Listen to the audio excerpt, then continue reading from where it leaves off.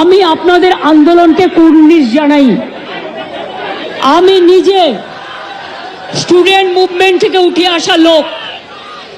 আমি student movement আমি নিজেও অনেক সাফার করেছি জীবনে। আমি জানি আমার পোস্টটা বড় কথা নয়, মানুষের পোস্টটাই বড় কথা। আমি আপনাদের কাছে বলতে এসেছি, কাল সারা রাত ঝড় জল হয়েছে। আপনারা যখন কষ্ট পেয়েছেন, আমিও সারা রাত ঘুমোতে পারিনি। আমারও কষ্ট হয়েছে। এই ঝড় জলের মধ্যে আপনারা যেভাবে বসে আছেন, আমার মানসিকভাবে কষ্ট হচ্ছে। আপনারা আজকে 33 দিন 34 দিন, আমিও কিন্তু রাতের পর রাত ঘুমাইনি। কারণ আপনারা যখন রাস্তায় থাকেন, আপনাদের জন্য আমাকেও কিন্তু পাহারাদার হিসেবে জেগে থাকতে হয়। আমি আপনাদের কাছে যেটা বলতে এসেছি, এত ঝড় বৃষ্টির মধ্যে, প্রাকৃতিক দুর্যোগের মধ্যে আপনারা অনেক কষ্ট পেয়েছেন। আর কষ্ট না করে যদি আপনারা কাজে ফিরতে চান, আমি আপনাদের প্রতিশ্রুতি দিচ্ছি, আপনাদের ডিমান্ডগুলো আমি কথা বলে সহানুভূতির সাথে আমি স্টাডি করব। আমি অফিসারদের সাথে কথা বলবো। আমি একা সরকার চালাই না, আমার সাথে একটা chief secretary, home secretary, DG police সবাই আছেন। আমি আপনাদের বলতে চাই, আপনাদের ডিমান্ডগুলো আমি ভাববো, আমি চিন্তা করব। যদি কেউ দোষী হয়, তিনি নিশ্চয়ই শাস্তি পাবেন। এবং আমি চাই তিলোত্তমার বিচার হোক। আমি সিবিআইকে অনুরোধ করব, যত তাড়াতাড়ি বিচার হোক। এমনকি 3 মাসের মধ্যে তারা যেন ফাঁসির অর্ডার দেয়। আমি এটা সিবিআইকে অনুরোধ করব আপনাদের প্ল্যাটফর্মে বসে। আর আপনাদের কাছে আবেদন জানাবো, আমাকে একটু সময় দিন। আমি ব্যাপারগুলো নিয়ে আমি চিন্তা ভাবনা করব। যদি আপনাদের আস্থা ভরসা আমার উপর থাকে, আমি কথা বলে সিদ্ধান্ত, অন্তত যদি কাউকে দোষী পাই, আমি নিশ্চয়ই নেব। আমি আপনাদের এটুকু বলবার জন্য এসেছিলাম। আমি আশা করি আপনারা এত কষ্টের মধ্যে বৃষ্টিতে ভিজছেন এবং আপনাদেরও পরিবার পরিজন চিন্তায় আছে, এবং আমি মনে করি অনেক মানুষও মারা যাচ্ছেন। আপনারা প্লিজ দয়া করে, আপনারা আমাদেরই ঘরের ভাই বোন, আপনারা কাজে যোগদান করুন। এবং আমি বলতে পারি, আপনাদের প্রতি আমি কোনো অবিচার করব না। আমি একটা কথা বলে যাই, হাসপাতালের ডেভেলপমেন্ট, ইনফ্রাস্ট্রাকচার, সব কাজ আমরা শুরু করে দিয়েছি এবং করব।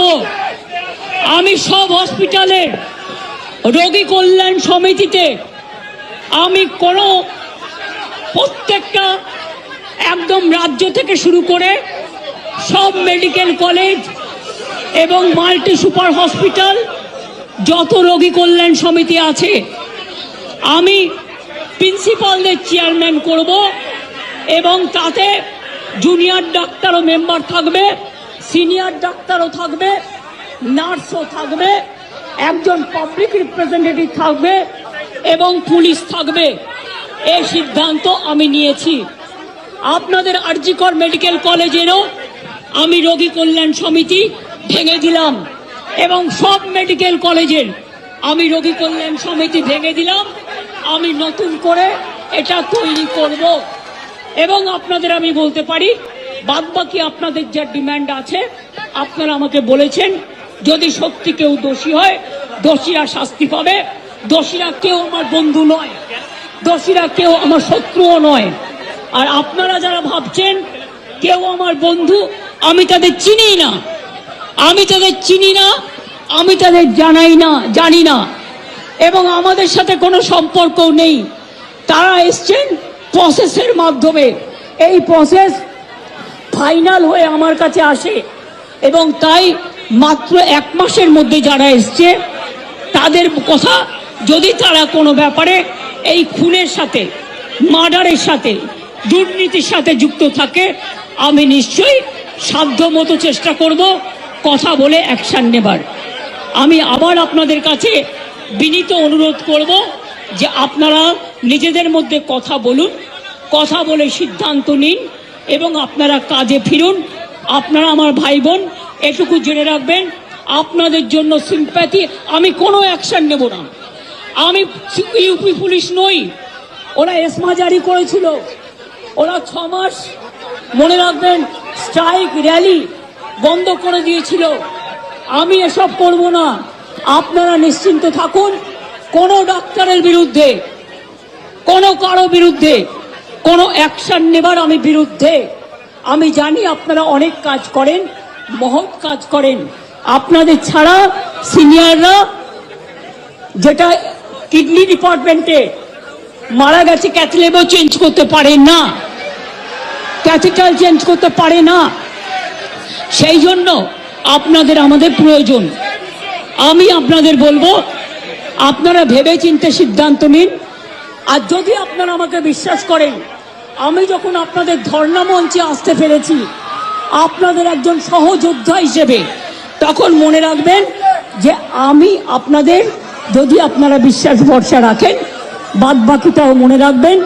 আমি আস্তে আস্তে করে, একদিনে তো সব হয় না, করতেও সময় লাগে, আমাকে একটু সময় দিন।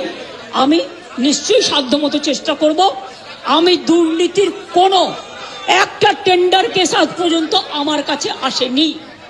কোন রোগী কল্যাণ সমিতি কি কাজ করে এটা আমি জানি না, এগুলো আমার আন্ডারে আসে না। তাও বলি, যদি আপনাদের কোনো কমপ্লেন থাকে, কমপ্লেনের ভিত্তিতে নিশ্চয়ই আমরা তদন্ত করব। এমনিতে বিনা কারণে কাউকে সাজা দেওয়া যায় না। তদন্তে যদি প্রমাণিত হয় আমি নিশ্চয়ই সাজা দেব। আর একটা কথা, সুপ্রিম কোর্টে কেস চলছে, মনে রাখবেন 17 তারিখেও ডেট আছে। আমি চাই না আপনাদের কোনো ক্ষতি হোক। আপনাদের দিদি হিসেবে আপনাদের কাছে আমি অনুরোধ করতে এসেছি। আমি মুখ্যমন্ত্রী নই, আমি মুখ্যমন্ত্রী হিসেবে বলতে আসিনি, আমি আপনাদের দিদি হিসেবে বলতে এসেছি। যাতে আপনারা না ভাবেন, হ্যাঁ আমি চিফ মিনিস্টার আছি, আমি একটা পার্টিও বিলংস করি, কিন্তু আপনাদের কাছে এসেছি যদি বলেন as a chief minister, as a elder sister, এবং আপনাদের আন্দোলনের সমব্যথী এবং সমসাথী, তাহলে আপনাদের অনুরোধ করব আমার কথা শুনুন। আগেও আপনাদের সমস্যা আমি সমাধান করেছি এবং আবার আমি করবার চেষ্টা করব। আমাকে এটুকু সময় দিন। ভালো থাকুন, সুস্থ থাকুন। আর একটা কথা বলবো, যে যা খাবার দিচ্ছে সব খাবারটা খাবেন না। হ্যাঁ, নিশ্চয়ই জাস্টিস হবে। সিবিআই এর কাছে যান, বলুন তিলোত্তমা কেসে জাস্টিস হোক। আমি আপনাদের কাছে আবেদন ছাড়া আর তো কিছু করতে পারি না, আমি আপনাদের জোর করতে পারি না। আমি আপনাদের কাছে আবেদন করে গেলাম, যদি আপনারা মনে করেন আপনাদের ধর্ণা মঞ্চে আসার ফলেও, আমি 26 দিন অনশন করেছিলাম, মনে রাখবেন সিপিএম গভর্নমেন্ট ছিল পাওয়ারে, একদিনের জন্য কেউ আমাকে কথা বলতে আসেননি।